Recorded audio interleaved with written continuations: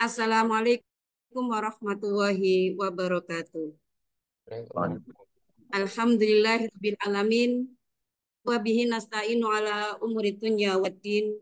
Wassalatu wassalamu ala asrofil anbiya'i wal mursalin nabiyina Muhammadin wa ala alihi wa sahbihi ajmain. Rabbi shrah li sadri wa yassir li amri wa hlul 'uqdatam min lisani yafqahu qawli. Amma ba'du. Yang terhormat Bapak Kepala Bidang PAIS Manado Jawa Timur, Bapak Dr. Bapak Ersan, selaku Politega Inti, narasumber kita yaitu yang pertama IBI,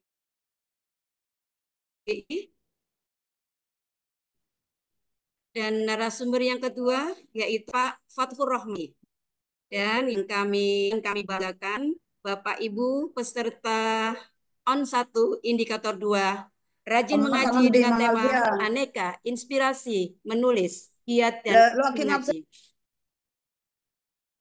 Ya, kita panjatkan puji syukur kita kehadirat Allah Subhanahu wa taala yang telah melimpahkan rahmatnya, karunia-Nya kepada kita semuanya sehingga pada sore hari ini kita bisa hadir di ruang Zoom ini dalam keadaan sehat walafiat.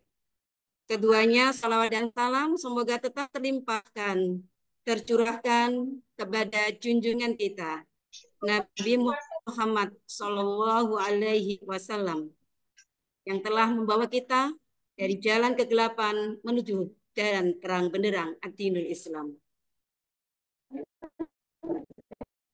Bapak Ibu sekalian yang berbahagia, untuk mengawali kegiatan sore hari ini agar acara bisa berjalan dengan lancar, tak kurang suatu apa, lancar, jaringannya juga lancar, marilah kita buka acara ON 1 pada sore hari ini dengan bacaan basmalah. Bismillahirrahmanirrahim. Bapak Ibu sekalian yang hebat, para peserta ON 1, sebelum acara ini kita mulai, izinkan saya sekali lagi menyampaikan informasi kepada Bapak Ibu terkait yang pertama, yaitu tentang absensi. Kita tahu pelatihan ini sangat lama, yaitu absensi hanya ada pada saat on dan in. Tidak ada absensi harian. Kemudian insya Allah nanti presensi akan kita bagikan di akhir tanya jawab, sesi tanya jawab. Jadi mohon Bapak Ibu sekalian semua sabar mengikuti kegiatan ini dari awal hingga akhir. Kemudian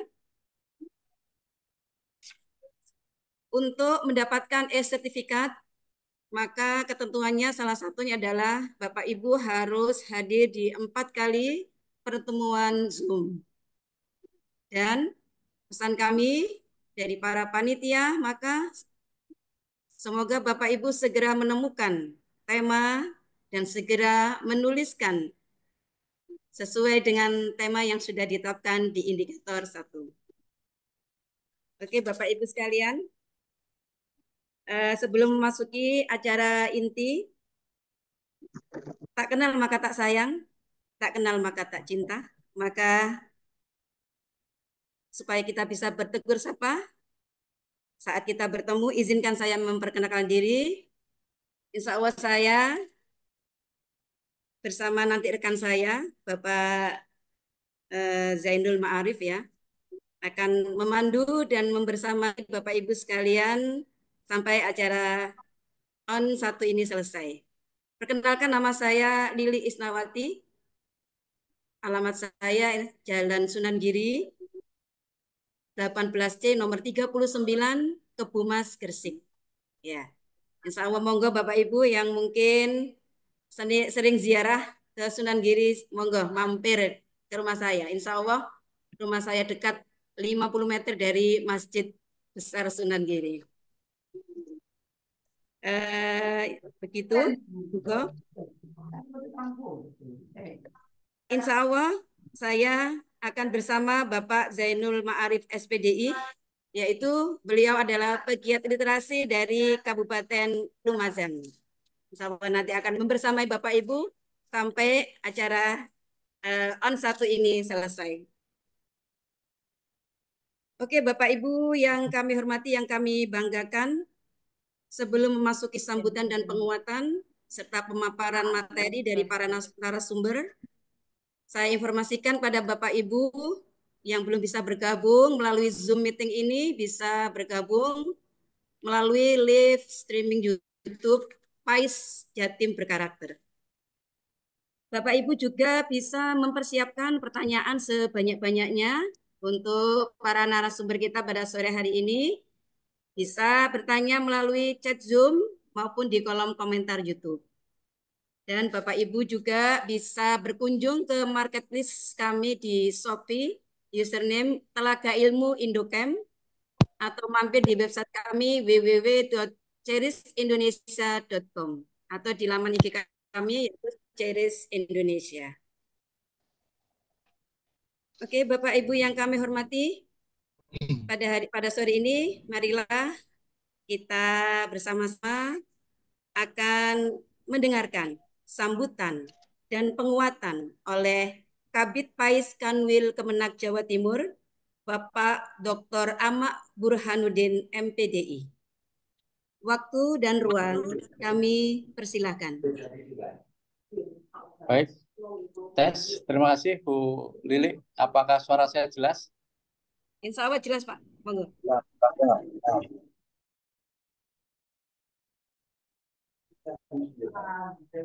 Baik, Assalamualaikum warahmatullahi wabarakatuh. Waalaikumsalam warahmatullahi wabarakatuh. Bismillahirrahmanirrahim. Alhamdulillahirabbil alamin. Assalatu wassalamu ala asrofil anbiya wal mursalin. Sayyidina wa maulana Muhammadin wa ala alihi wa sahbihi ajmain. Amma ba'du.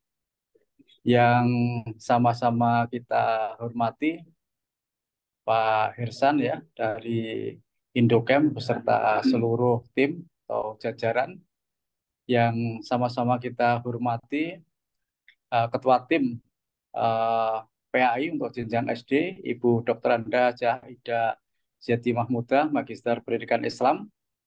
Juga tentunya narasumber kita yang luar biasa, Bu Saadatul Khairiyah dan juga Pak Fatfur Rahman. Beliau ini adalah pelopor Bapak dan Ibu, khususnya yang terkait dengan indikator rajin mengaji.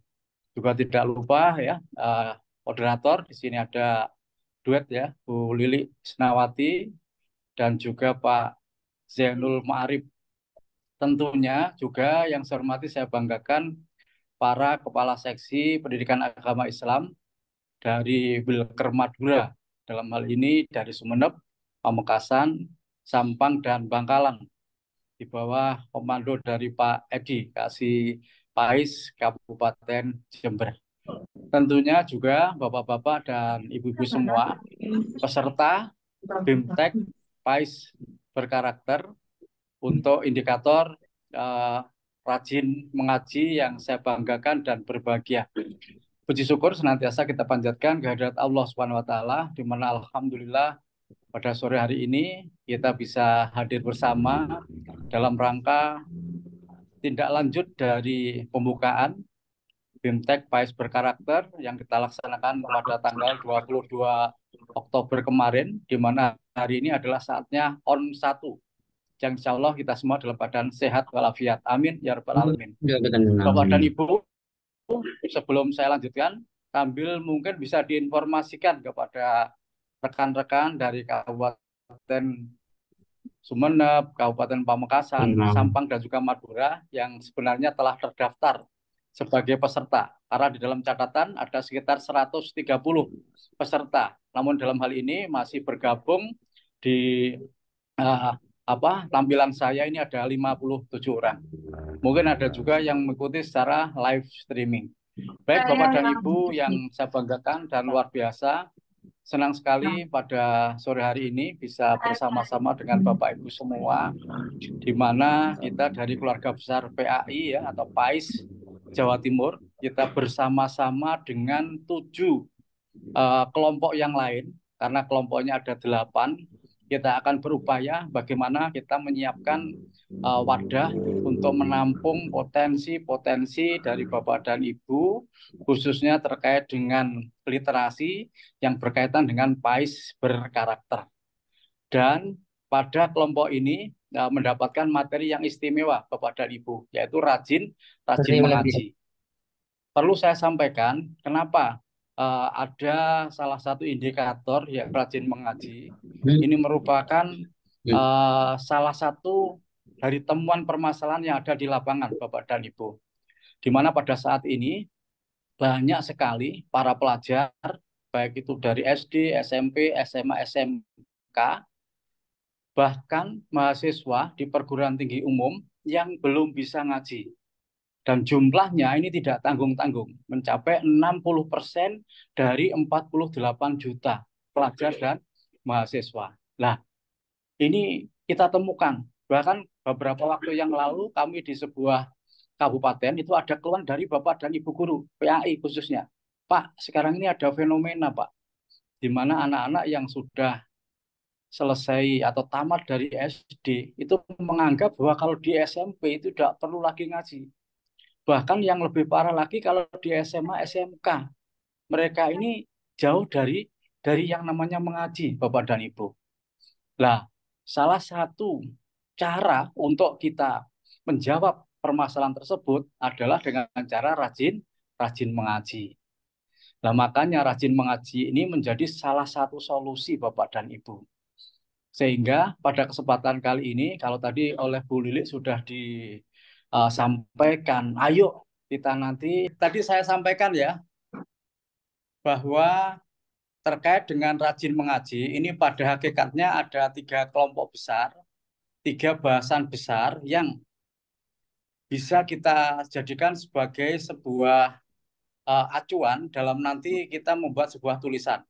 Yang pertama adalah bagaimana para siswa-siswi kita ini bisa mengaji Al-Quran.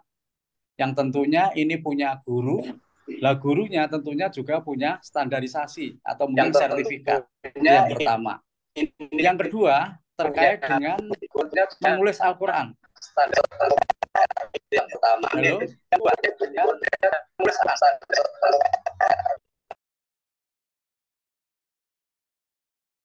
Yang kedua, ini adalah terkait dengan menulis Al-Quran.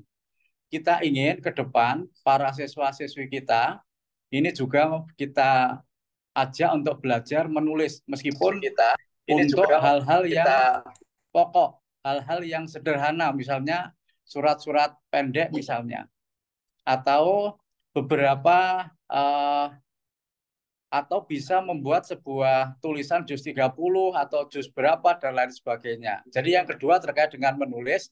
Kemudian yang ketiga ini terkait dengan program tahfidz, di mana saya melihat banyak sekolah-sekolah baik di jenjang SD, SMP, SMA, bahkan SMK ini yang sudah mulai mencanangkan, melonceng sekaligus melaksanakan program tahfidz.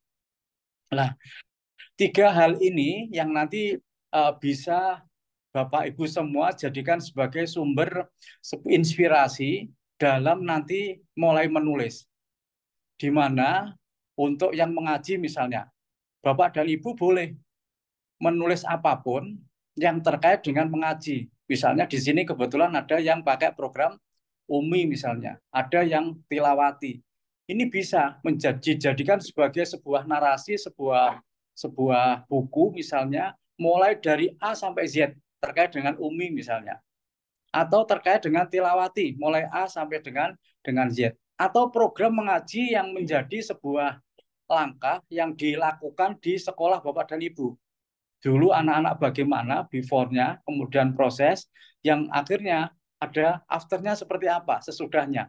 Nah, ini yang harapannya nanti akan bisa dituangkan dalam bentuk ide-ide, kemudian nanti dibuat outlet yang pada akhirnya nanti akan dibuat tulisan. Pokoknya intinya yang berkaitan dengan masalah mengaji. Bahkan bisa juga mengangkat sebuah novel.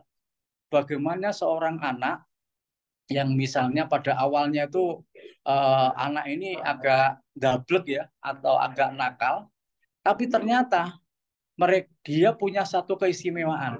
terkait dengan mengaji. Misalnya punya bakat suara yang bagus, kemudian dia jadi ori ya, sehingga nanti dia mengikuti lomba, kemudian juara, bahkan akhirnya bisa malang melintang ke berbagai negara karena orinya ini, atau kiroahnya, atau MTQ misalnya. Jadi bisa jadi dibuat sebuah novel atau cerita-cerita Islami pun sebenarnya tidak ada masalah. Kemudian yang tadi yang saya sampaikan kedua, masalah menulis. Mungkin ada yang pengalaman, mungkin mengadakan sebuah program apa yang di situ diantaranya adalah menulis Al-Quran. Nah, ini juga bisa ditampilkan. Kemudian yang ketiga terkait dengan program tahfidz atau menghafal Al-Quran. Nah, ini juga bisa jadi menjadi sebuah apa ya istilahnya nilai lebih atau keunikan yang dilaksanakan di sebuah sekolah. Nah, di mana ternyata di situ ada ini program tahfidznya. Dan dari sini nanti saya rasa nanti di bawah bimbingan Pak Hirsan dengan timnya Mbak Dinda ya, Pak Misel, kemudian dari Pak Edi, kemudian Bu Ida Zeti ya, terus kemudian dari Pak Fatkur Rahman, dari Bu Saadatul Khairiyah, ini nanti bisa berkembang menjadi sebuah karya Bapak dan Ibu. Dan yang perlu diingat, kemarin sudah saya sampaikan, Bapak dan Ibu, ayo kita berpikir positif. Tidak ada sesuatu yang tidak bisa kalau kita mau usaha. Dan nanti bisa jadi endingnya itu ada karya yang menjadi karya tunggal, mandiri, sendirian. Tapi ada juga yang berpasangan, bisa jadi dengan teman dekat atau mungkin antar kabupaten, kemudian mungkin karena sama-sama membahas tentang UMI akhirnya dipadukan, atau nanti karya yang sifatnya kelompok atau bersama-sama. Maka dari itu di sini sebenarnya target kita tidak terlalu tinggi, tapi ayo kita berorientasi pada tujuan. Kita menghasilkan karya, kita menghasilkan buku. Saya yakin Bapak dan Ibu ya, bahwa kalau Bapak dan Ibu nanti serius, saya rasa ini nanti akan menjadikan sebuah hasil yang luar biasa. Jadi tidak usah berpikir bisa atau tidak, kemudian nanti kendalanya ini dan itu, sudah berpikir pada tujuan. Saya akan menghasilkan sebuah karya. Saya berangkat dari mengajar di sekolah saya. Saya sudah 10 tahun mengajar di sekolah saya. Mulai tahun pertama dulu bagaimana, tahun kedua sampai dengan tahun ke-10, sehingga itu bisa menjadi sebuah buku yang Bapak dan Ibu ungkapkan. Terus kemudian kalau Bapak dan Ibu itu menemukan ide, jangan ditunda Bapak dan Ibu. Catat saja, apakah di kertas, atau mungkin dicatat di note-nya HP, atau mungkin di WA, sehingga nanti pada saatnya bisa kita munculkan kembali. Nah, banyak sih sebenarnya cara-cara yang bisa kita lakukan dalam rangka kita itu menghasilkan sebuah karya. Saya yakin di sini Bapak dan Ibu ya yang hadir ini ada lebih dari 50 ya. Ini nanti kita akan bisa belajar bersama-sama. Saya nanti mohon Pak Fatkur, Bu Saadatul Khairiyah yang sudah punya pengalaman dan bahkan di buku Pais Berkarakter tentang mengaji, ini beliaunya nanti bisa paparkan. Jadi beliau memaparkan sebuah contoh mengaji di salah satu lembaga. Lalu ditulis Bapak dan Ibu, sehingga kebakarnya bertambah, dan akhirnya bisa menjadi beberapa halaman. Dan nanti harapannya di grup ini, indikator rajin mengaji akan muncul banyak-banyak tulisan nanti. Yang terkait dengan mengaji itu sendiri, kemudian menulis Al-Quran, termasuk juga terkait dengan program tahfidz atau menghafal Al-Quran. Nanti di sini Bapak dan Ibu tidak berhenti pada 3 tema besar itu, tapi monggo bisa dikembangkan. Misalnya panjenengan di sana itu sekolahnya berkolaborasi dengan pondok. Tidak apa-apa, ditulis saja, dinarasikan. Kemudian misalnya ada siswanya yang dulu pada saat SD ya, mungkin belum bisa, tapi setelah ikut program Kiroah misalnya, MTQ misalnya. Nah, ternyata dia pada akhirnya bisa diceritakan menjadi sebuah seseorang yang langganan juara misalnya atau berprestasi dari bidang Kiroah atau MTQ Bapak dan Ibu. Jadi ini yang bisa saya sampaikan, nanti bisa saling sharing, nanti Bu Ida, Pak Edi ya, mohon diinventarisir. Bila ada hal-hal yang ingin ditanyakan ke saya, nanti bisa melalui Bu Ida, Pak Edi bisa berikan ke saya. Yang jelas, ayo nanti grup panjenengan ini dijadikan sebagai grup untuk sama-sama belajar. Dan nanti dalam waktu yang tidak terlalu lama, saya rasa ya, kita sampai tanggal 19 November, nanti akan muncul guru-guru hebat, khususnya dari indikator rajin rajin mengaji. Ayo ikuti on 1, kemudian juga on 2, sekaligus on 3, dan nanti akan ada penutupan Bapak dan Ibu. Terkait dengan tasjid kita, nanti di Hari Amal Bakti Kementerian Agama ke-79, nanti insya Allah akan muncul karya-karya luar biasa dari Bapak dan Ibu semua. Mudah-mudahan kita semua diberikan kelancaran, diberikan kesehatan, diberikan kemudahan, dan pada akhirnya ide-ide itu akan terus mengalir, berbuah menjadi tulisan, menjadi kalimat yang tadi pada akhirnya bisa berending menjadi buku, yang buku itu bisa akan kita jadikan sebagai buku referensi bagi anak didik kita, tidak hanya di sekolah Bapak dan Ibu, tapi juga di Jawa Timur, dan dari Jawa Timur untuk Indonesia. Demikian yang bisa saya sampaikan. Mohon maaf atas segala kekurangan. Semangat, semangat, dan semangat. Jangan lupa, Pais Jatim berkarakter, Pais Jatim bisa, Pais Jatim luar biasa. Yes, yes, yes. Terima kasih. Allahumma muwaffiq wal aqwamit. Assalamualaikum warahmatullahi wabarakatuh. Terima kasih kami sampaikan kepada Bapak Dr. Ahmad Burhanuddin MPDI yang telah memberikan motivasi kepada kita semua dan juga akan disampaikan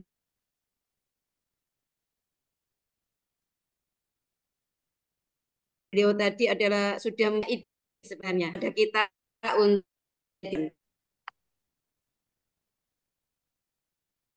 Bapak Ibu sekarang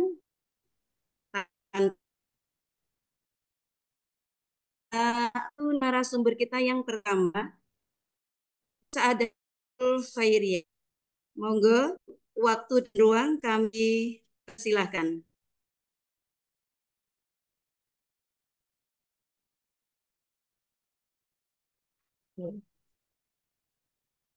Assalamualaikum warahmatullahi wabarakatuh. Bagaimana? Dengar? Waalaikumsalam warahmatullahi Kedengaran wabarakatuh. nggih? Kedengaran suara saya nggih. Mbak Dinda nanti mohon dibantu untuk share screen-nya. Ini laptop saya sedang kurang baik. Mohon maaf ini background-nya juga tadi kurang jelas, akhirnya saya buang. Yang terhormat Bapak Ahmad Habib Pais Provinsi Jawa Timur, lupa juga Pak Hirsan sebagai pegiat literasi nasional, Ibu Bunda Yeti yang saya hormati, Bapak Ibu semuanya yang ada yang mengikuti aku sebagai audien di sini di Zoom, juga di live streaming dari Pulau Garam. Satu kebanggaan saya bisa bersama-sama dengan panjenengan semuanya. Mudah-mudahan kita selalu dalam ridho dan lindungannya. Di sini saya bersama Pak Fathur Rahman dari Kabupaten Gresik akan mencoba memaparkan salah satu indikator dari PAIS berkarakter, yaitu indikator yang kedua yang diberi judul Rajin Mengaji.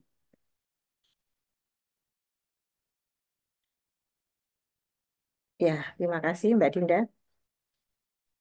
Ya, Bapak Ibu, sebagai awal, kenapa kita jadikan rajin mengaji ini menjadi salah satu indikator yang ada di PAIS berkarakter? Karena Al-Quran adalah merupakan bacaan dan sekaligus pedoman hidup bagi umat manusia, khususnya umat Islam. Oleh karena itu, seyogianya kita sebagai umat Islam yang mempunyai kitab suci Al-Quran, mempunyai kewajiban untuk membaca, juga menulis, memahami makna dan juga menghafal, supaya kita bisa mengimplementasikan dalam kehidupan kita sehari-hari. Bapak Ibu yang kami hormati, untuk kali ini yang akan kami sampaikan tentang rajin mengaji ini adalah terutama mungkin bagi kalangan atau lembaga-lembaga yang ada di pelosok ya, yang mungkin kurang tersentuh. Jadi kalau misalnya di perkotaan kita masih banyak apa itu namanya TPQ dan juga Madin, sehingga sehingga apa namanya anak-anak didik kita masih bisa juga masuk ke sana dan masih bisa apa namanya mengikuti kegiatan tambahan. Tapi yang menyusahkan, yang menyedihkan apabila lembaga itu sudah jauh dari perkotaan, jauh dari keramaian seperti yang pernah saya alami. Jadi ada seperti itu Bapak Ibu, yang mungkin ada beberapa nanti yang bisa panjenengan jadikan apa namanya contoh dari beberapa nanti yang akan kami sampaikan berdua dengan Pak Fatkur Rahman. Jadi Mbak Dinda lanjut Mbak Dinda. Yang pertama, sebagai dasar dari eh, membaca Al-Quran tentunya adalah pengenalan bentuk dan nama huruf hijaiyah sekaligus makhorijul hurufnya. Jadi kita memberikan pembelajaran kepada anak-anak itu sekaligus jadi pengenalan huruf hijaiyah, kemudian cara membacanya sesuai dengan makhorijul hurufnya dan juga mengenal bentuknya. Bapak Ibu yang kami hormati, ada beberapa cara supaya anak didik kita cepat untuk bisa mengenal dalam artian membaca sekaligus bisa juga menulis. Ini yang salah satu metode yang saya juga pakai. Jadi ini lepas dari pembelajaran yang ada di TPQ.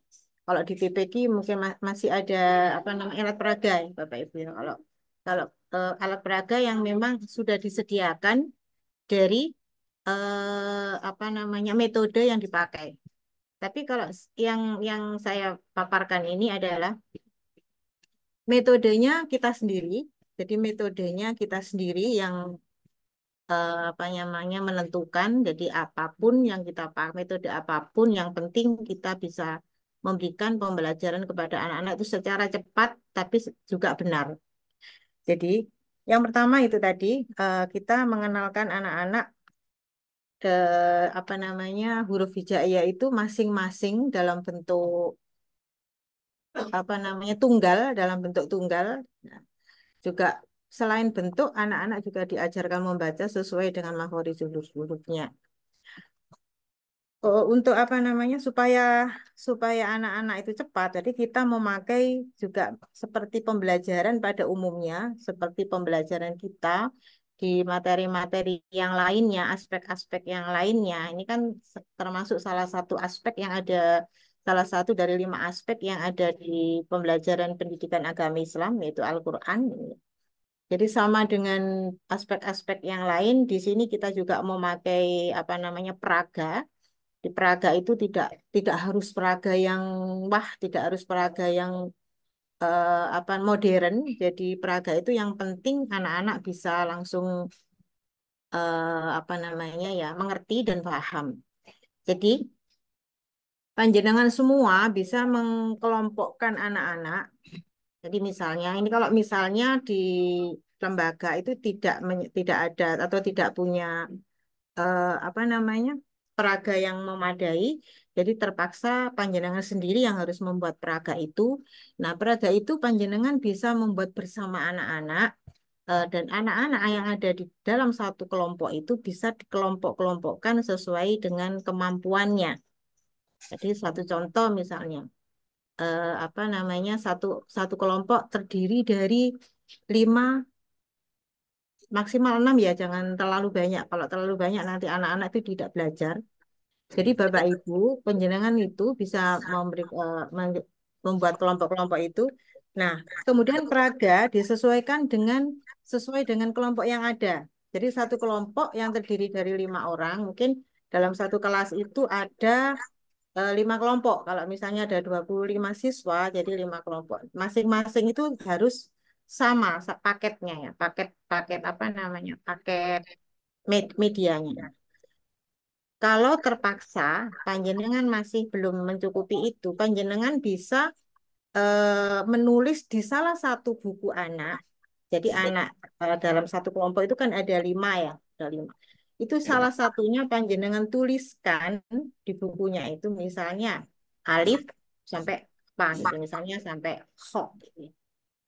Jadi ada berapa huruf itu? Ada 6 ya, ada 9. Jadi misalnya ada 9 itu panjenengan nuliskan di salah satu buku siswa. Kemudian siswa yang lainnya mencontoh dari buku yang sudah panjenengan tuliskan tadi. Begitu seterusnya secara bergantian. Jadi seperti itu. Setelah dituliskan, kemudian anak-anak diajak membunyikan dengan makhorijul huruf yang benar. Setelah selesai, betul, baru anak-anak kemudian nanti menulis sesuai dengan arahan tadi. Kalau misalnya ada media, alhamdulillah. Kalau tidak ada ya dengan salah satu cara tadi, menuliskan di salah satu buku siswa. Jadi yang dituliskan itu nanti bergantian Bapak Ibu. Ini misalnya dari satu kelompok tadi ada 5, berarti A sampai E ya. Mungkin yang pada hari itu A yang dituliskan. Besoknya lagi B. Seterusnya seperti itu. Jadi yang lain bisa mencontoh tulisan yang panjenengan tuliskan di. Jadi nanti anak-anak itu bisa membaca sekaligus menulis. Dan kalau untuk membunyikan, saya rasa panjenengan semuanya sudah ahlinya. Jadi apa namanya panjenengan semuanya kan tentunya mengenal ada beberapa apa namanya cara membunyikan huruf. Ada yang apa namanya sumber ya. Jadi makhorijul huruf. Jadi panjenengan tidak asing lagi. Insya Allah semuanya memang sudah bergelutnya di situ. Jadi saya tidak bisa memaparkan. Jadi mungkin salah satu contoh yaitu tadi misalnya huruf yang keluar dari rongga mulut, misalnya alif, wawu, kemudian dan lain sebagainya. Gitu ya. Oh iya Bapak Ibu, sebelum lupa, huruf hijaiyah itu kan mungkin panjenengan ada yang memberikan ke siswanya, ada yang berjumlah 28, ada yang 29, dan ada yang 30. Insya Allah semuanya berdasarkan ada apa namanya arahan-arahan panjenengan sendiri. Monggo terserah mau ngambil yang berapa. Bisa lanjut Mbak Dinda? Oh ini sudah ya. Jadi ini Bapak Ibu untuk makhluk juluhnya ada beberapa. Insya Allah panjenengan sudah ahlinya, jadi saya tidak usah memaparkan lagi. Lanjut Mbak Dinda. Nah ini juga eh, sama dengan kita mengajarkan siswa ketika kita anak di kelas 1 misalnya kita memberikan pembelajaran kepada siswa untuk supaya siswa bisa membaca. Eh, jadi abjad itu sebelum ada vokal berarti abjad itu masih belum bisa dibaca. Di konsonan sebelum ada vokal tidak bisa membaca. Sama dengan itu, huruf hijaiyah juga harus ada vokalnya. Nah, vokal di dalam huruf hijaiyah adalah tanda baca. Tanda baca, insya Allah Kak, apa namanya, saya juga tidak meragukan panjenengan sudah ahlinya. Jadi ada beberapa tanda baca, tanda baca tunggal, yaitu ada fathah, kasroh, dan doma. Kemudian kalau yang ganda, fathatain, kasrotain, dan domatain. Mungkin kalau di Madura beda ya, Bapak Ibu ya. Cara pengucapan untuk fathatain, kasrotain, dan domatain mungkin ada Untuk cara sekarang berbeda. sama Bu. Kalau Madura di sama. sama Bun, sama. Sama ya? Ya. Sama. Cuma Sama ada ya. bahasa yang lain kalau Madura itu. Contoh, Iya, iya. Soalnya saya apa namanya kebetulan suami saya juga orang Madura sih Pak ya. Jadi kadang-kadang kak kayaknya pengacapannya berbeda gitu ya. Alhamdulillah kalau sama ya. Kemudian ada juga tanda baca sukun dan tasdid. ada ada bahasa lainnya kalau Madura. Ada Mm-mm. ciri. Ya, cir ya. Cir kemudian apa lagi Pak? Ya, ya itu hanya pengucapan saja. Tapi kan apa namanya toh nanti cara membacanya sama ya Pak ya. Sama kan ya. Jadi kalau fathah A, kalau fathatain berarti ada huruf mati di belakangnya N. Seperti itu ya. Jadi itu ada beberapa tanda baca sampai dengan tanda baca bacaan panjang yaitu bacaan mat. Jadi nanti panjenengan insya Allah itu sudah ahlinya. Jadi saya tidak memaparkan lagi. Lanjut Mbak Dinda.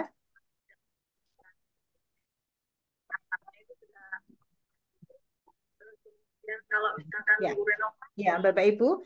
Kalau tadi yang saya utarakan di depan tadi adalah huruf hijaiyah yang tunggal ya, huruf hijaiyah yang tunggal yang tidak apa sih yang mandiri dan masih utuh, yang masih asli dalam bentuk asli tadi alif sampai iya ya atau hamzah sampai iya apa itu jawabannya. Nah, kemudian di sini juga ada pemaparan tentang bagaimana cara memberikan pembelajaran kepada anak-anak kita, cara merangkai huruf hijaiyah secara cepat dan mudah. Ya, jadi secara cepat dan mudah. Kalau penjenengan nanti ada ini di sini ini ada buku pais berkarakter seperti ini. Di dalamnya ada apa namanya ada cara untuk menulis atau cara untuk mengajak siswa belajar merangkai huruf hijaiyah secara cepat dan mudah. Jadi sudah sedikit saya paparkan di sini.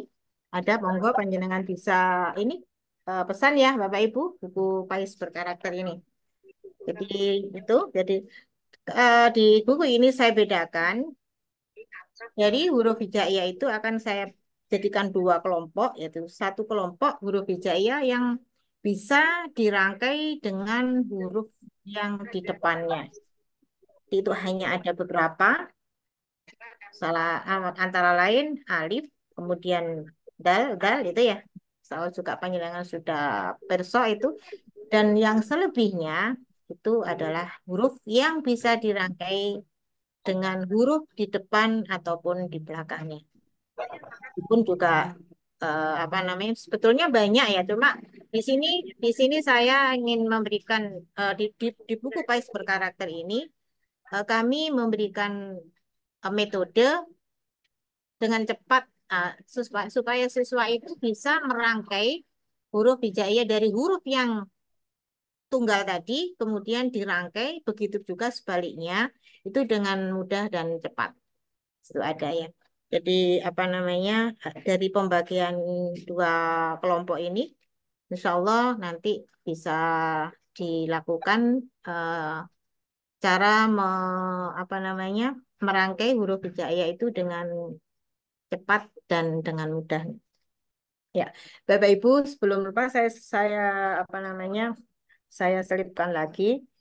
Eh, biasanya eh, ke- kalau di Madura, kalau misalnya di TPK itu ada ya Pak pembelajaran apa namanya menulis gitu ya Pak ya, merangkai gitu. Misalnya ada apa namanya tulisan Arab yang belum dirangkai, kemudian harus siswanya atau santrinya yang punya bertugas atau diberi tugas merangkai gitu. Ada ya Pak ya?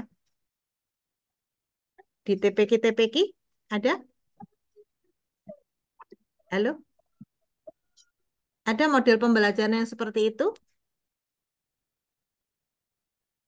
Karena gini Bapak Ibu ya, saya ada yang apa namanya ada pertanyaan, monggo saya insya Allah akan coba saya jawab dan itu bagian saya ya untuk yang apa namanya untuk membaca dan menulis nanti yang menghafal ada Pak Fathul teman saya yang juga sama dengan Bu Lili sama-sama dari Gresik.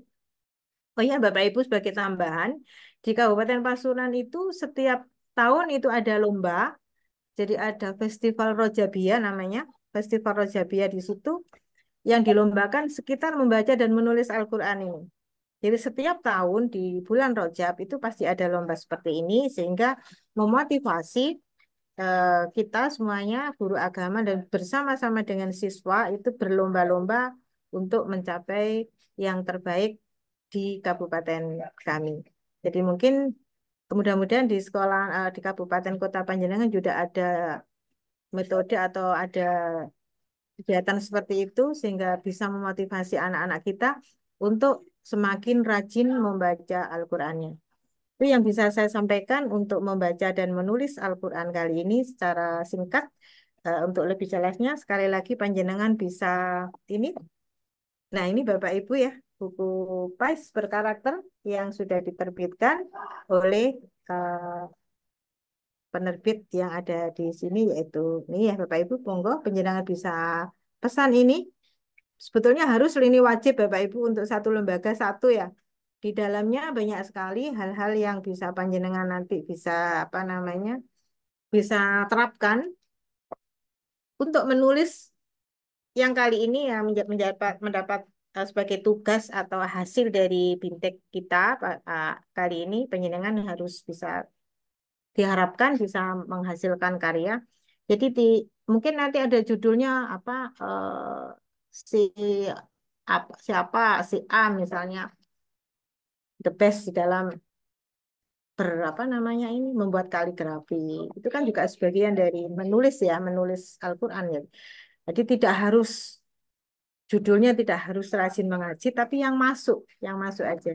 Jadi monggo segera ditulis apapun inspirasinya. Mudah-mudahan nanti ada yang terbaik dan yang terbaik nanti akan kami tampilkan di In 2 di akhir Bintek pada apa namanya pada periode ini.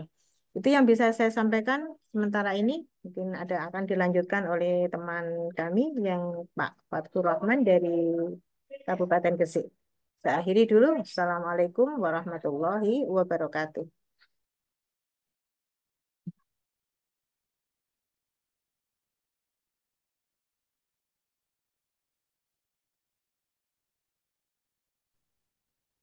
Terima kasih kami sampaikan pada Ibu Saadatul Khairiyah MPDI yang telah memberikan motivasi kepada kita semua bagaimana strategi kita dalam menggerakkan kegiatan rajin mengaji di sekolah, di kabupaten kita masing-masing sehingga kita bisa mengatasi apa yang sudah kita dengarkan tadi penuturan dari Bapak Ama bahwa banyak sekali dijumpai persentase anak-anak didik kita dari SD sampai SMP yang masih belum bisa mengaji. Terima kasih Ibu. Tidak mengurangi Bu Lili. rasa hormat Bu Saada, izinkan saya menyampaikan CV karena tadi terus terang saya terpental 3 kali sebagai MC, jadi agak sama Bu. Saya tadi juga terpental 2 kali agak kacau. Jadi saya lupa membacakan CV jenengan. Saya bacakan supaya para peserta bisa mengenal lebih dekat. Ibu Saadatul Khairiyah ini lahir di kota Tahu Campur, yaitu Lamongan, pesawat tetangga saya ya, di Lamongan itu, pada tanggal 31 Januari 1965. Pendidikan yang ditempuh dari SD, SMP, sampai SMA negeri, itu di Lamongan, dan kemudian menuntaskan sarjana muda di Fakultas Tarbiyah IAIN Sunan Ampel Malang. Dan menyelesaikan S1-nya di Unisla, kemudian S2-nya di STAI Al-Ghazini Sidoarjo. Adapun pengabdian beliau yaitu sebagai guru PAI di MIM Sunan Derajat, kemudian menjadi guru GPAI di SMP Negeri 2 Lamongan, dan juga menjadi guru dan pustakawan di SDN Jogosari 1 Pandaan Pasuruan. Kemudian pengalaman beliau bekerja sebagai abdi negara diawali sebagai guru PAI yang merangkap 2 sekolah, yaitu di SDN 1 Leduk 2 dan SDN Leduk 3 selama 4 tahun. Kemudian GPAI di Prigen, di Kecamatan Prigen Pasuruan mulai tahun 2019 sampai sekarang, dan menjadi PPAI di Kabupaten Pasuruan, dan insya Allah masa pengabdian kurang 3 bulan Bu ya. Iya. Kemudian di dunia literasi beliau juga sudah malang melintang sebagai tim penilai lomba tulis novel Ceris, diantaranya di Kabupaten Pasuruan pada tahun 2021, lomba Ceris Siswa Teladan Provinsi Jawa Timur 2021, kemudian novel Ceris Siswa 2002, Kemudian lomba guru inovatif tingkat provinsi Jawa Timur tahun 2022 dan koordinator juri cerpen pada rangka peringatan HUB Kemenak Provinsi Jawa Timur pada tahun 2022 dan kemudian pegiat literasi di Kabupaten Pasuruan dan menjadi juara tingkat Provinsi Jawa Timur, Masya Allah itu. Kemudian di KCI di bidang pameran dan koordinator literasi di Kabupaten Pasuruan. Kemudian sebagai juri lomba tulis novel Ceris tingkat Provinsi Jawa Timur pada tahun 2023. Demikian CV beliau dan insya Allah akan dilanjut ke materi yang kedua yang akan disampaikan oleh Bapak Fathur Rahman MPDI MSI insya Allah dari Gresik, tapi saya belum pernah berjumpa dengan beliau. Alhamdulillah di diperkenalkan di kesempatan sini ini ya, saya bisa berkenalan dengan beliau. Untuk selanjutnya insya Allah akan dipandu rekan saya yaitu Bapak Zainul Ma'arif SPDI pegiat literasi dari Lumajang. Monggo Pak, waktu dan ruang kami serahkan. Saya atas nama pribadi dan panitia mohon maaf dalam menjalankan tugas ini mungkin ada beberapa kendala ya, memang salah satu kendala di daring ini atau Zoom ini ya memang sinyal. Kalau sinyalnya sudah terputus ya sudah kita menunggu kadang-kadang seperti itu. Mohon maaf atas segala hilaf sekali lagi dan kami serahkan sepenuhnya kepada Bapak teman kami, rekan kami, Bapak Zainul Ma'arif SPDI. Monggo Pak, silakan. Oke, terima kasih Bu Lili. Jelas nggih suara saya? Jelas Nggih, Pak. Pak, jelas. Nggih. Oke, berema cak kanca Santri sedherek kalong. medhire.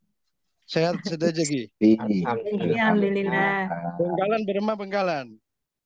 Beres, Sehat. sehat. Sampang berema Sampang.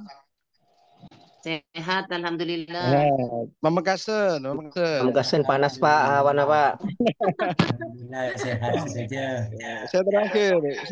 Songenep, berema Songenep. Panas ya Ki. Ya, alhamdulillah sehat. Narasumber yang kedua dari Amin. Fathur Rahman, monitor di Gresik. Putus Pak. Putus.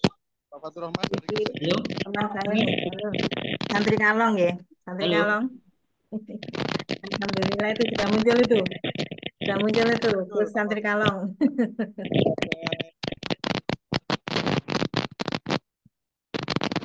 Apa kabar Pak Fathur Rahman? Sehat. Kalau tadi saya Uti Saadatul Kudiah karena usianya sama dengan saya. Tapi masih segar juga. Putus-putus, Pak. Putus-putus. Oh, putus-putus. Oke, karena si di Lumajang agak kurang kondusif. Biografi dari Pak Rahman. Dia adalah Pemjawab PAI Kabupaten Gresik. Betul ya Pak? Sekaligus Ketua BPD, Wakil Ketua MUI, kemudian Sekretaris MWCNU, Ketua 1 Yayasan TPQ, Takmir Masjid Al-Falah, aktivis LBM Kecamatan, dan yang paling penting adalah penulis series. Kalau dipandang dari organisasi yang dimiliki, ini seharusnya layak masuk kabinet yang gemuk ini Pak. Prestasinya luar biasa ya. Oke, pendidikan yang pertama PGMI, kemudian S1 ke pendidikan Islam, kemudian S2-nya pemikiran pendidikan Islam, dan S2 juga administrasi publik.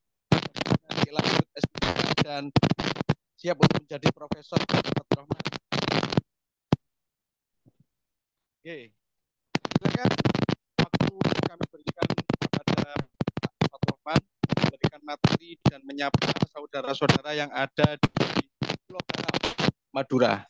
Kami persilakan Pak Rahman. Assalamualaikum warahmatullahi wabarakatuh. Terima kasih Pak Zainul Ma'arif dari Lumajang. Bisa didengar ya? Jelas Pak, Oh, jelas. oke. Mohon Mbak Dita atau operator bisa share screen. Yang saya hormati Pak Kabid, Pak Dr. Ama, yang saya hormati Bu Ida Zeti, yang saya hormati Pak Hersan selaku dari Indocamp, Bu Saada selaku senior kami di CERIS maupun di KCI tadi sudah disampaikan, dipaparkan terkait kiprah beliau dalam kepenulisan. Ini ada juga Bu Lili, sama-sama Gresik tapi belum kenal. Kalau Bu Salam Lili kenal ini Pak. di tengah kota, kalau saya paling ujung Gresik dekat laut. Ya, paling Gresik. Saya ujung Pangkal Bu Lili. Terus Pak Zainul Ma'arif dan semua peserta pertemuan ini yang tadi disampaikan bahwa ini adalah untuk wilayah Madura, gitu nggih. Oke. Yang pertama saya sampaikan bahwa kita dalam hidup dan kehidupan ini perlu kiranya membuat sebuah prestasi, dan prestasi itu sebaiknya kita prasastikan. Dalam artian begini, tadi sudah disampaikan oleh Pak Kabid maupun Bu Saadah bahwa pertemuan kita pada kesempatan ini, pada ruang Zoom ini adalah salah satu media untuk menggali potensi ide sehingga nanti dapat menghasilkan sebuah karya dalam bentuk buku. Syukur-syukur nanti kalau karya tersebut adalah karya tunggal dari bapak-bapak dan ibu-ibu. Kalau memang dimungkinkan tidak bisa tunggal, maka bisa kolaborasi, apakah itu 2 orang atau 3 orang, atau mungkin kemungkinan terburuk mungkin bisa satu satu satu grup ini bisa menghasilkan satu karya. Bapak-bapak, ibu-ibu yang saya hormati, perlu kiranya tadi disampaikan oleh bapak-bapak yang terdahulu bahwa salah satu prestasi kita adalah menulis. Menulis apa yang menjadi ide kreatif kita, apa yang menjadi titik tolak kegalauan kita terhadap apa yang terjadi di sekitar kita. Nah, hasil tulisan itu kita prasastikan dalam bentuk buku.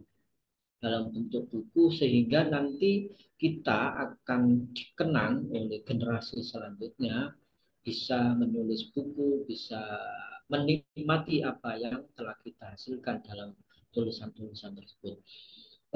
Perlu kiranya saya sampaikan bahwa tulisan yang baik adalah tentu di perspektif bapak-bapak masing-masing punya punya parameter tersendiri. Karya tulis yang baik itu yang begini, menurut ini yang begini. Tapi kalau saya, karya tulis yang baik itu adalah karya tulis yang selesai. Jadi bagaimanapun sebaik apapun ide kreatifnya, tapi kalau karya tulis tersebut tidak selesai, maka tidak akan bisa dinikmati oleh orang lain. Terus yang paling mudah memang menulis itu adalah apa yang kita alami.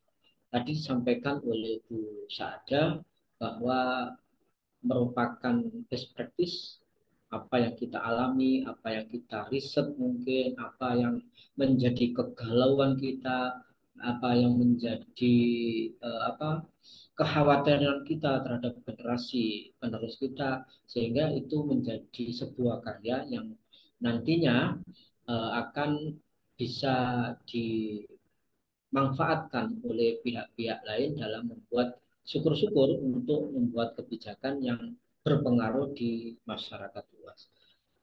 Kiranya itu sebagai pengantar bapak-bapak yang saya hormati Ibu. Bagian saya tadi sebenarnya merupakan kelanjutan dari apa yang disampaikan oleh Bu Saadatul Khairiyah dari Pasuruan. Tadi sudah dipaparkan terkait dengan membaca Al-Quran, dikaitkan dengan menulis Al-Quran. Tadi juga disampaikan fadilah-fadilahnya seperti itu. Nah, kiranya sebagai bentuk kelanjutan dari apa yang sudah disampaikan adalah tahfidz. Nah, yang pertama, dalam melaksanakan program tahfidz ini di buku yang tadi sudah ditunjukkan oleh Bu Saada, saya paparkan ini pengalaman pribadi, ini bisa menjadi inspirasi bagi bapak-bapak untuk membuat perspektif yang lain sehingga menimbulkan satu buah karya yang itu sesuai dengan keinginan dari bapak-bapak dan ibu-ibu. Saya paparkan di buku tersebut, sebelum menghafal Al-Quran itu hendaknya bacaannya sudah bagus. Oleh karena itu tadi sudah saya sampaikan, ini merupakan tindak lanjut dari apa yang sudah disampaikan oleh Bu Saada. Jadi kalau membacanya sudah bagus, makhorijulnya sudah bagus, tajwidnya sudah bagus, nah, dilanjutkan dengan menghafal Al-Quran. Tentunya ini disesuaikan dengan tingkatannya. Kalau di TK tingkatannya ya untuk TK ya, terus di tingkatan selanjutnya bisa disesuaikan. Tadi saya sampaikan yang pertama tadi terkait dengan persiapan untuk membaca. Sebelum ke situ ini ada beberapa paparan terkait dengan keutamaan bagi pembaca Al-Quran menurut hadis. Di dalam buku tersebut kami paparkan ada 5, tapi ini ada 3 saja.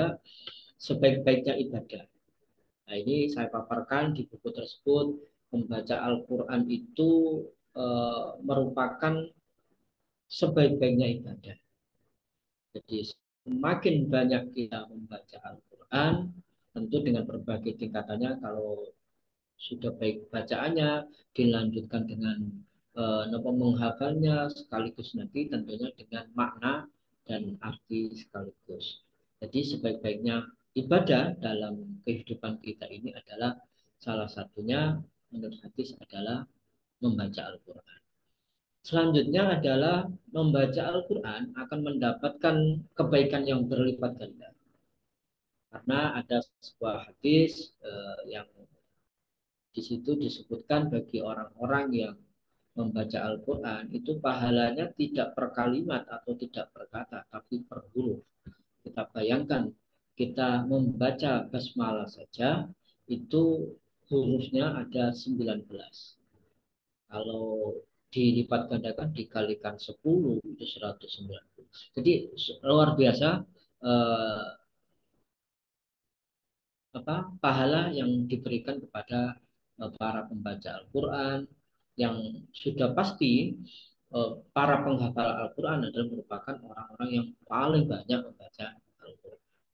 Selanjutnya memberi syafaat di hari kiamat. Al-Quran yang kita baca ini akan memberi kita syafaat di hari akhirat nanti. Apa yang kita amal ibadah apa yang akan kita tonjolkan, akan kita jadikan amal ibadah yang paling bisa membuat kita nanti tertolong di hari kiamat. Salah satunya selain mungkin ada syafaat Rasulullah, ya syafaat dari Al-Quran, dan tentunya semuanya itu kan dibingkai adalah merupakan rahmat dari Allah. Selanjutnya Mbak Dita ya ini untuk keutamaan bagi para penghafal Al-Quran adalah saya sampaikan di tulisan itu ada 11 keutamaan menghafal Al-Quran. Nah, golongan manusia terbaik, para penghafal Al-Quran, para hufadzul Quran, atau istilah lain mungkin para hamalatul Quran, adalah merupakan orang-orang yang terbaik, yang menyisihkan hidupnya untuk bercengkrama dengan Al-Quran. Nah, ini bagi bapak-bapak atau ibu-ibu barangkali bisa terinspirasi dengan membuat sebuah tulisan atau membuat novel golongan manusia terbaik, atau menjelaskan tentang mungkin seorang anak, seorang pemuda mungkin yang sedang proses, yang mungkin dulunya merupakan anak-anak nakal mungkin, sehingga berproses terus menjadi para penghafal Al-Quran. Nah, ini akan dinikmati oleh anak-anak, orang-orang yang membaca buku-buku kita, sehingga akan menjadi inspirasi bagi mereka, dan syukur-syukur bisa mengubah kehidupan mereka yang mungkin dulunya jauh dengan Al-Quran, bisa menjadi orang-orang yang memfokuskan hidupnya dalam Al-Quran. Terus selanjutnya, kedudukan penghafal Al-Quran berada di akhir ayat yang dibaca. Ini juga ada sebuah keterangan bahwa besok di hari kiamat para penghafal Al-Quran akan dibariskan berdasarkan seberapa banyak hafalan yang mereka simpan dalam memorinya. Selanjutnya, Mbak kita ya. Syarat menjadi penghafal ini yang pertama pasti ikhlas. Ya, harus ikhlas, ditata betul hatinya, supaya ini memang betul-betul taqarrubun ilallah, hanya mendekat kepada Allah. Yang nomor dua, selain ikhlas, ini harus punya kemauan yang kuat. Apalagi di zaman akhir seperti ini, banyak sekali godaan-godaan. Oleh karena itu, tentunya kalau memang fokus, ya harus menghindari godaan-godaan tersebut. Salah satunya mungkin godaan yang negatif adalah HP, media sosial, merasa nyaman, merasa enjoy berlama-lama dengan HP, sehingga waktu-waktu untuk murojaah kurang. Selanjutnya, disiplin dan istiqomah menambah hafalan. Ini penting juga, sehingga ketika dalam proses menghafal, maka harus membuat jadwal untuk pribadi, kapan itu untuk murojaah, kapan itu untuk menambah hafalan. Itu termasuk hal yang perlu diperhatikan. Selanjutnya, talaki kepada seorang guru. Ini penting Bapak Ibu, bahwa Al-Quran ini kan harus bersanad, karena itu ketika mau menghafalkan Al-Quran, maka tentunya harus di hadapan seorang guru, kita musafaha, ya, talaki bacaan kita disemak oleh guru yang ahli tersebut, sehingga kita dalam mengaji, dalam menghafal tidak ada kendala apapun. Yang terakhir ini pastinya harus didasari dengan akhlak yang terpuji, karena dengan akhlak terpuji semoga hafalan yang kita inginkan untuk bisa melekat di dalam sanubari kita akan bisa tertanam dengan sebaik-baiknya. Selanjutnya, sebelum menghafal, tadi sudah saya sampaikan, ini membenarkan pengucapan dan bacaan Al-Quran supaya tidak ada salah baca.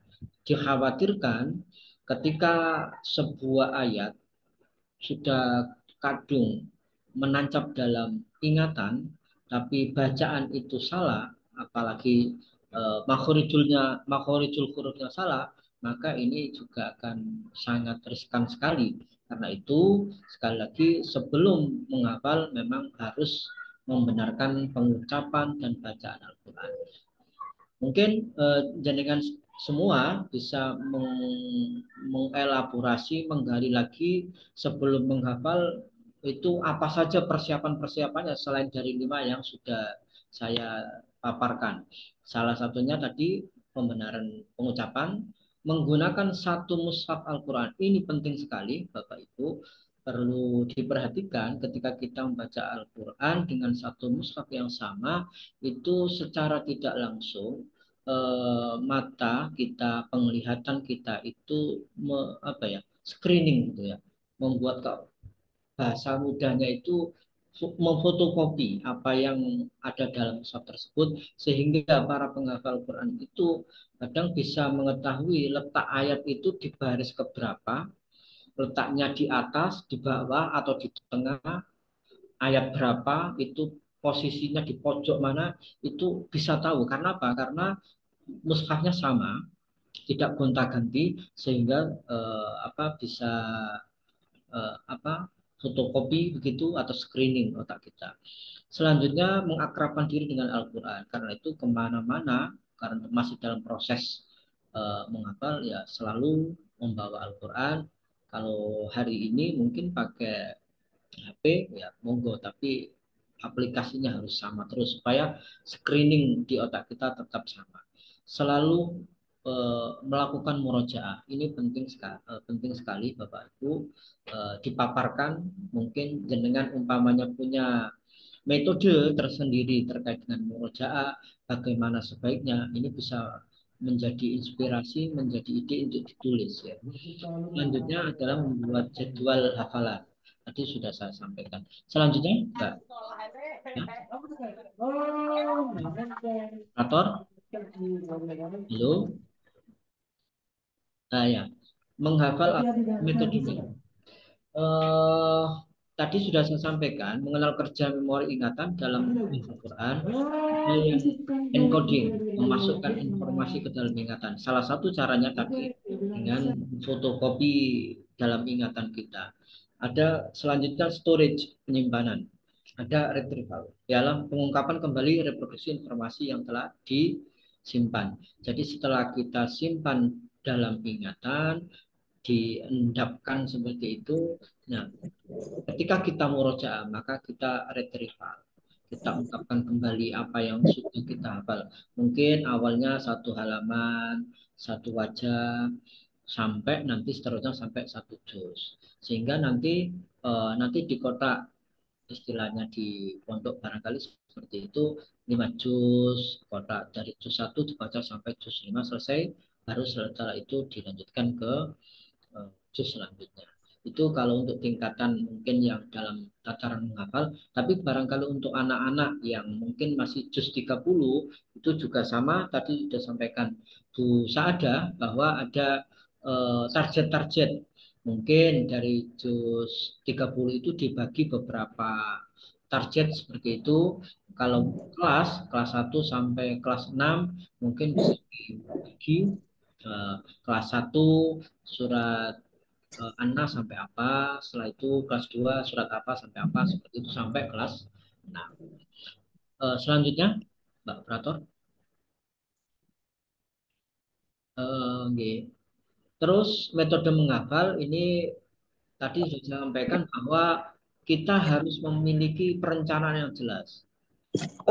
Di dalam buku-buku banyak sekali disampaikan, dan insya Allah kalau di buku yang tadi disampaikan oleh Bu Saada itu ada jadwal, kalau ingin selesai dalam rentang waktu 1 tahun umpamanya, itu berapa targetnya, berapa lembar yang harus diselesaikan. Kalau 2 tahun berapa lembar yang harus diselesaikan.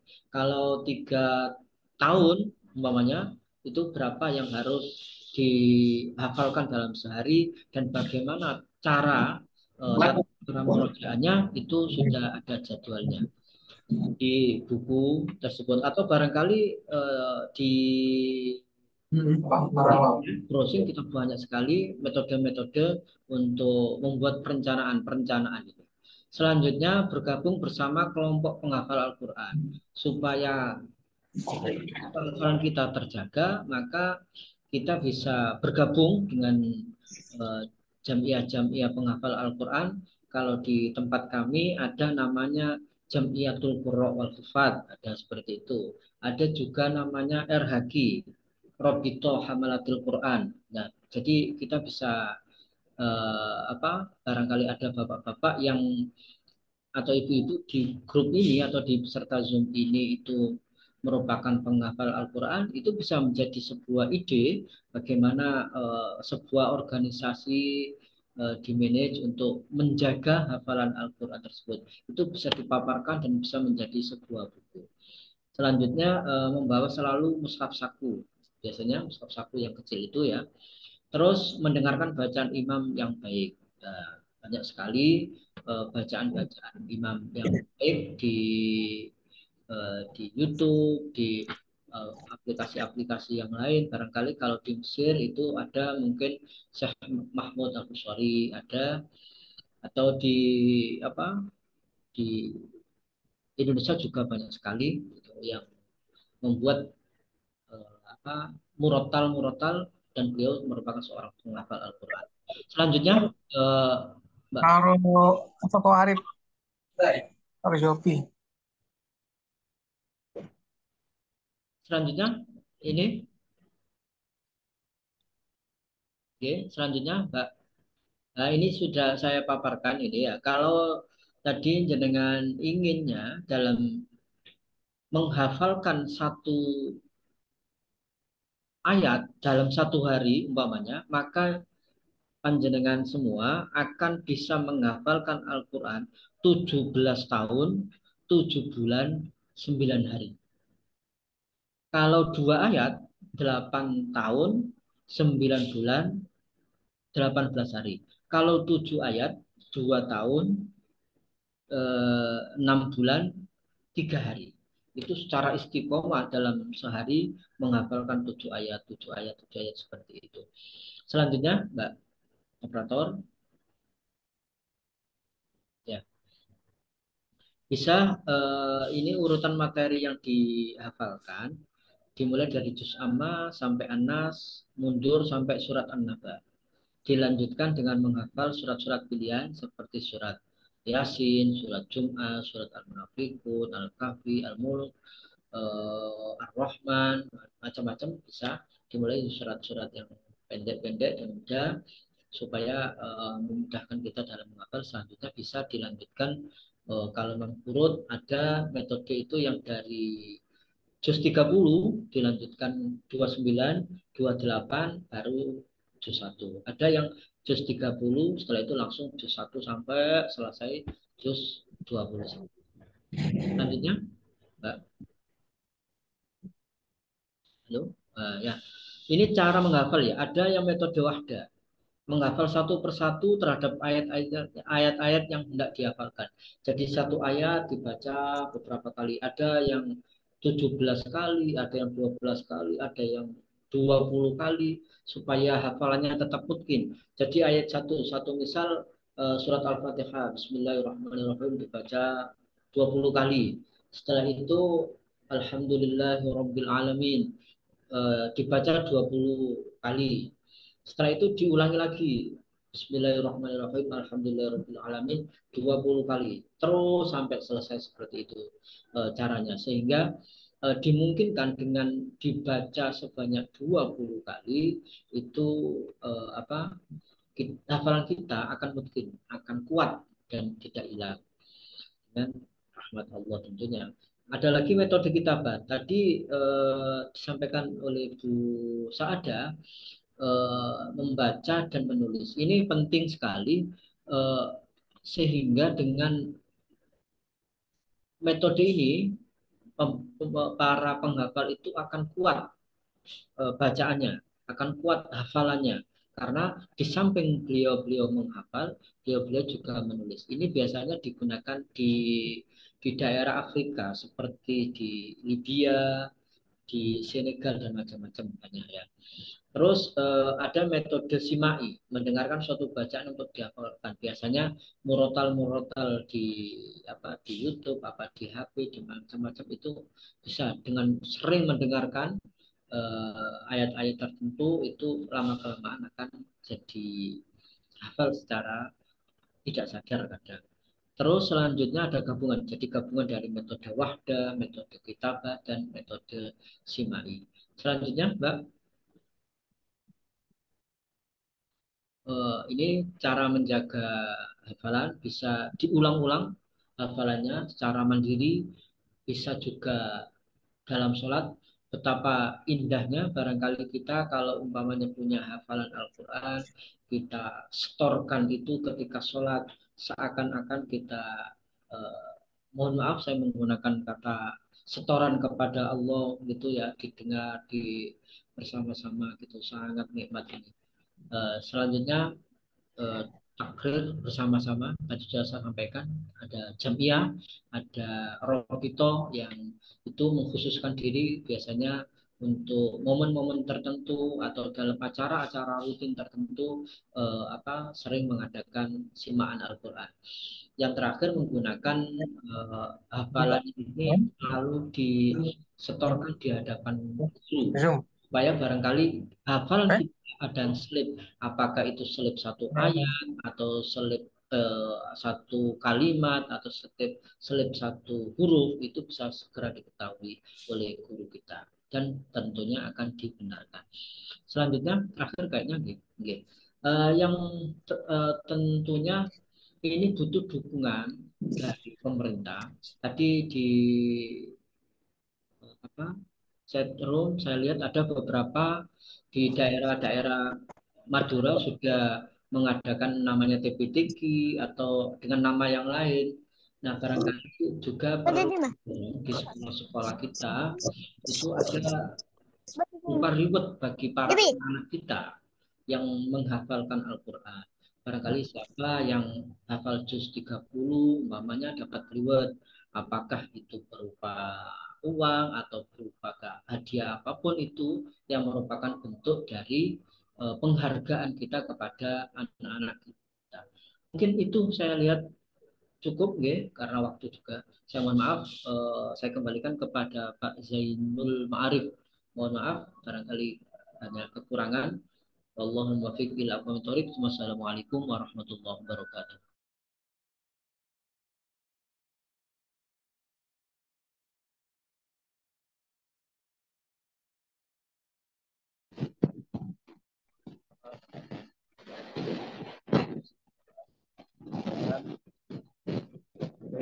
Ini masih ada waktu sekitar.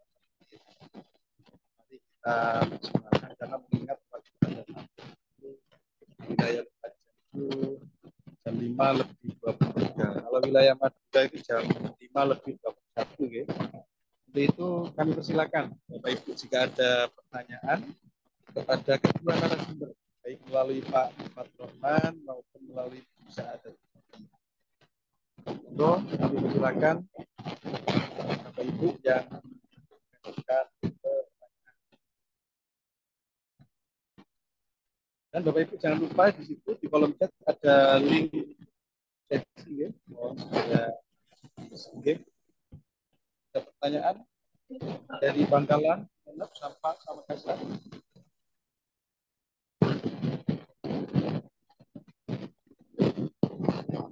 Oh, ada yang raise hand, Bu Wildatu Sofia.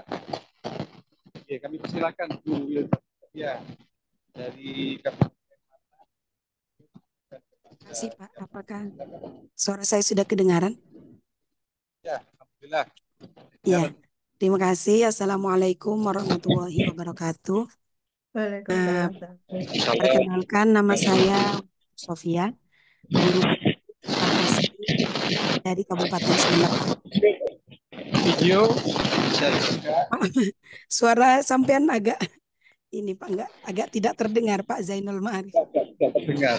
Mic anyar nih. Oke, langsung saya bertanya ya Pak ya. Silakan. Jadi saya ingin ingin pemahaman saya apakah sudah benar atau tidak. Intinya di kegiatan ini, di program ini, intinya kita akan nanti kalau yang saya pahami dari Kabid Pais Jatim tadi Pak Ama, bahwa kita intinya nanti menghasilkan satu buku karena kita indikatornya rajin mengaji, jadi yang berkaitan dengan Al-Quran dengan tema yang bebas, begitu ya, dengan tema yang bebas, baik itu fiksi maupun non fiksi, sendiri atau berbarengan, yang penting kata Bapak Fathurrahman tadi, yang penting selesai, seperti itu ya Pak ya. Iya. Nah, kalau seperti itu maka ada beberapa hal yang berkaitan dengan teknis yang ingin saya tanyakan. Yang pertama, nanti teknik pembuatannya itu seperti apa? Apakah kita langsung buat nanti disetorkan kepada siapa atau bagaimana? Itu yang pertama. Terus deadline-nya itu seberapa lama? Apa kita nunggu setiap on seperti itu atau seperti apa? Dan pengumpulannya seperti apa? Terus nanti endingnya buku tersebut, karena ini sebagai motivasi saja ya Pak ya, ketika buku kita diterbitkan atau ada ISBN-nya dan dipublikasikan, itu kan memberikan motivasi yang besar tersendiri untuk kita. Apakah endingnya seperti itu atau bagaimana? Itu saja mungkin hal-hal yang berkaitan dengan teknis tentang kepenulisan buku yang ingin saya ketahui penjelasannya lebih lanjut. Terima kasih. Terima kasih Bu. Silakan Pak Fatur Rahman dan Bu Sahadat dia yang sudah berpengalaman dan sudah tercetak. Iya. Monggo Pak Fatur. Gini, nanti insya Allah ada apa namanya? Ada kriteria cara penulisan nanti dari Telaga Ilmu nanti akan di-share ya di grup. Insya Allah seperti itu aturan-aturannya. Kalau untuk apa namanya materinya tadi yang penting masuk ke Rajin Mengaji ya betul tadi katanya Bu Sofia tadi ya. Halo Bu Sofia? Halo? Ya. Jadi seperti itu nanti kalau kriteria-kriteria penulisan biasanya nanti akan di-share di masing-masing grup Bintek sesuai dengan aturan yang dipakai di Telaga Ilmu seperti itu. Monggo Pak bisa menambahkan. Pak ini juga bisa kan Pak Santri Kalong ya Pak Yanul Ma'arif. Bisa dilengkapi Pak Fatur. Kita kenalnya kan Santri Kalong ya Pak ya.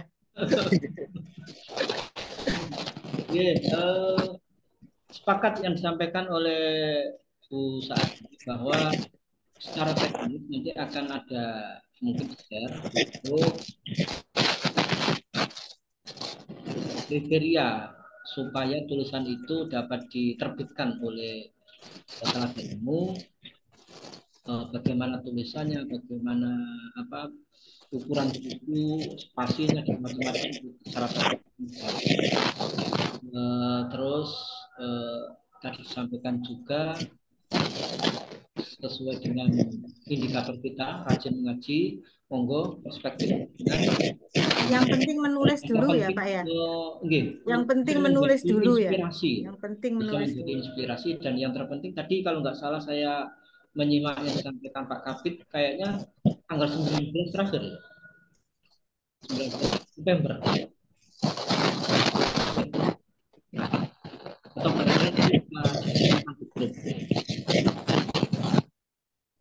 Ini cuacanya enggak enak Pak ya. Kayak suaranya itu loh keganggu terus ini. Monggo Pak Zainul.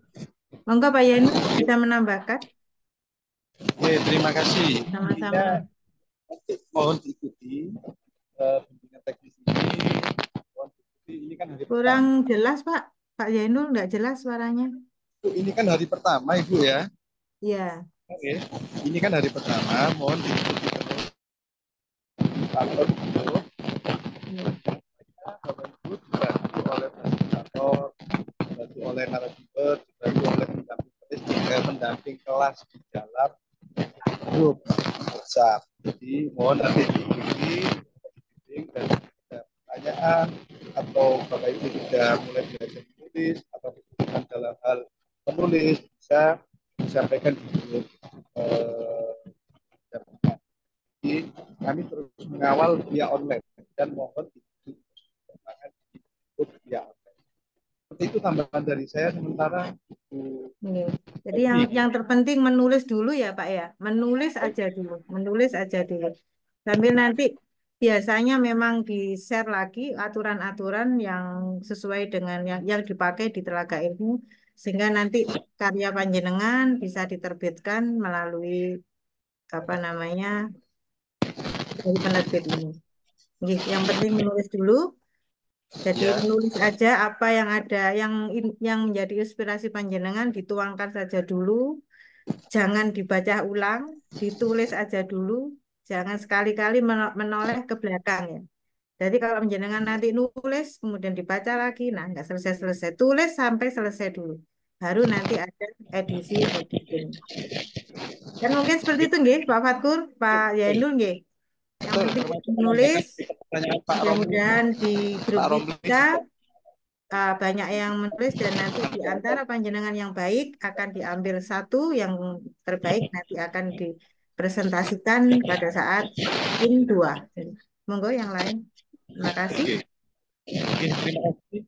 Ini ada yang Raizen 2 ini Bu Mariana Zara ini dan Jotoranda Sosial Lewat. Bu Zara. Silakan kepada Bu Maria. Bu Maria Zara. Assalamualaikum warahmatullahi wabarakatuh. Waalaikumsalam warahmatullahi wabarakatuh. Saya izin bertanya Ibu, ini terkait penulisan. Sebenarnya ini saya pemula, benar-benar pemula lah intinya seperti itu. Jadi di sini saya berharap bimbingannya dari fasilitator dan pendamping seperti itu ya. Nah terkait saya membaca di pamflet itu, nah saya lebih tertarik menulisnya itu di cerita bergambar. Nah kemarin itu saya sempat chat sama Ibu Rahma yang di mana beliau itu lebih berpengalaman lah dari dalam pembuatan cergam ini. Kemudian saya sudah membuat konsep-konsepnya dan kata-katanya, cuman yang jadi permasalahan saya sekarang ini adalah untuk memadukan kata-katanya itu dengan gambarnya. Ketika saya menggunakan AI di Canva, nah untuk memadukan gambar dengan gambar dengan situasi yang berbeda tetapi dengan gambar yang sama seperti itu sulit sekali. Mungkin nanti ada pelatihannya seperti itu, bagaimana membuat animasinya seperti itu. Mungkin itu saja, terima kasih.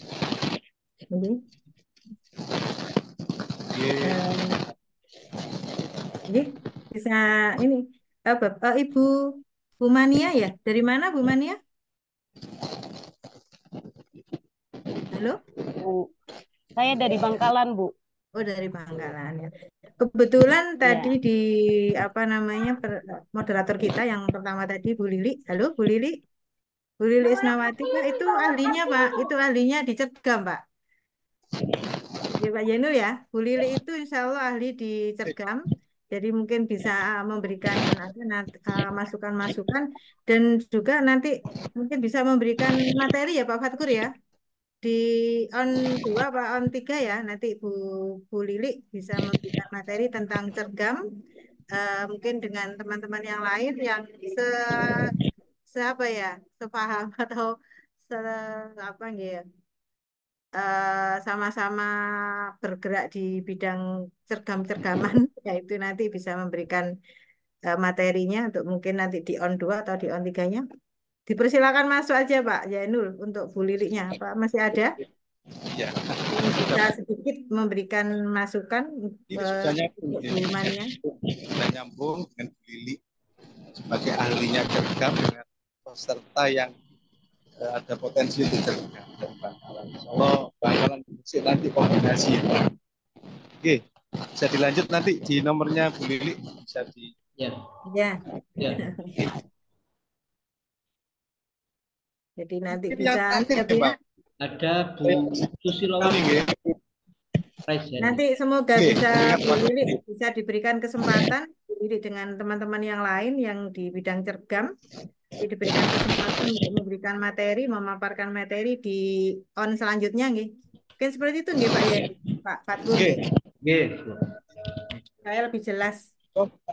Yang terakhir nggih, Bu siapa? Bu Nawati.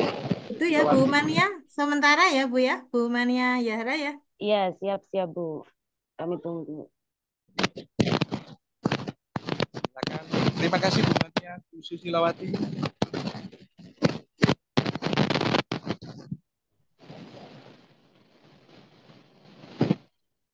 Bu Susilawati.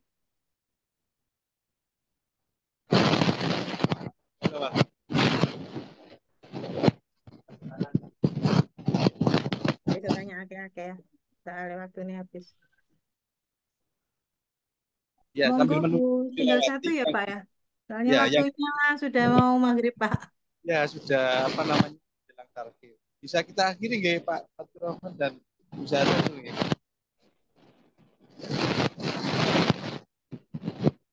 Nggih, Pak Fatur Rahman. Monggo bisa jenengan close statement Bu Sa'adatul untuk menutup di materi dan kami nanti akan menutup secara keseluruhan. Monggo kami silakan Fatur Rahman. Monggo Pak Fatkur. Kalau Klorin nggih Bu, nggih. Nggih, monggo. Ini itu yang saya hormati tadi saya sampaikan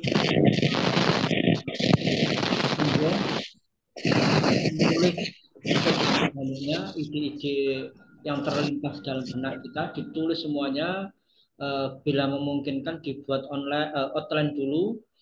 Dan tadi sudah disampaikan oleh Bu Saada bahwa jangan pernah membaca apa yang sudah kita tulis sebelum tulisan itu dirasa kita sudah menyelesaikan. Sebab nanti ada proses namanya self editing. Jadi itu setelah selesai semua, nanti baru kita akan baca ulang bagaimana karya ini, apakah butuh perbaikan-perbaikan. Dan tentunya biasanya kalau di Telaga Ilmu itu memang sebelum karya itu dipublikasikan atau dicetak, nanti pasti ada yang namanya apa itu ya Bu, kayak pembaca ahli gitu ya, yang memberikan masukan-masukan apakah itu dari sisi bacaan secara aturan kebahasaan benar atau tidak dan macam-macam. Jadi yang terpenting Bapak Ibu monggo kita niatkan di pertemuan ini untuk selalu berupaya untuk menyelesaikan tulisan yang tentunya akan mengabadikan nama kita dalam kehidupan ini. Terima kasih. Oke, saya tambahkan sedikit, Bapak Ibu semuanya, memang benar kalau kita tadi menulis dibaca terus nggak selesai-selesai ya. Saya hanya menambahkan menulislah, karena dengan tulisan itu minimal kita akan selalu dikenang, minimal di dalam keluarga kita. Mudah-mudahan apa yang kita tulis bermanfaat, minimal lagi untuk keluarga kita juga. Itu yang bisa saya sampaikan. Monggo mungkin statement terakhir dari Pak Zainul Ma'arif, ini juga penulis handal Bapak Ibu. Beliau ini penulis yang aktif juga, salah satu dari teman literasi yang dari Lumajang. Kalau kami menyebutnya beliau ini santri kalong. Monggo Pak Zainul. Bapak Ibu terima kasih Pak Fatur Rahman. Kalau di Gresik itu ada diri, maka beliau meninggalkan sebuah literasi yang bernama Tulis Kolomunyang. Kolomunyang itu berasal dari sebuah kata kalam munyang, sebuah karya yang ketika itu ditulis oleh Kanjeng Sunan Giri, maka seluruh raja Majapahit akan masuk Islam karena tulisan dari. Kalau di Pasuruan bisa betul itu ada Mbah Hamid, meskipun beliau memiliki atau belajar ilmu kitab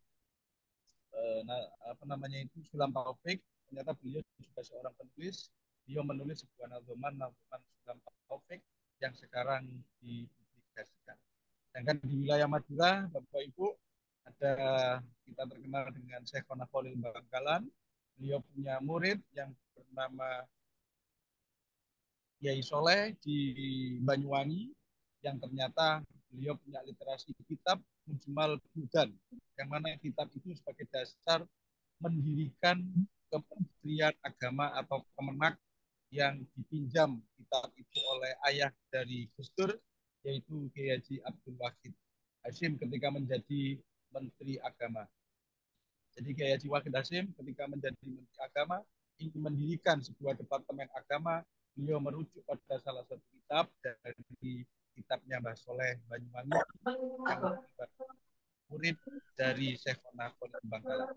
Kami yakin dari Garam Madura menuju 2025 segera bangkit sebagai acuan dari literasi wilayah Jawa Timur.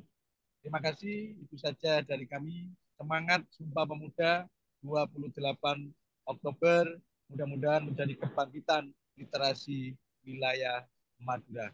Dari Pulau Garam untuk literasi Indonesia. Ekipot Bulan Amira, Salalopot Nyoon Ngapora. Terima kasih. Assalamualaikum warahmatullahi wabarakatuh.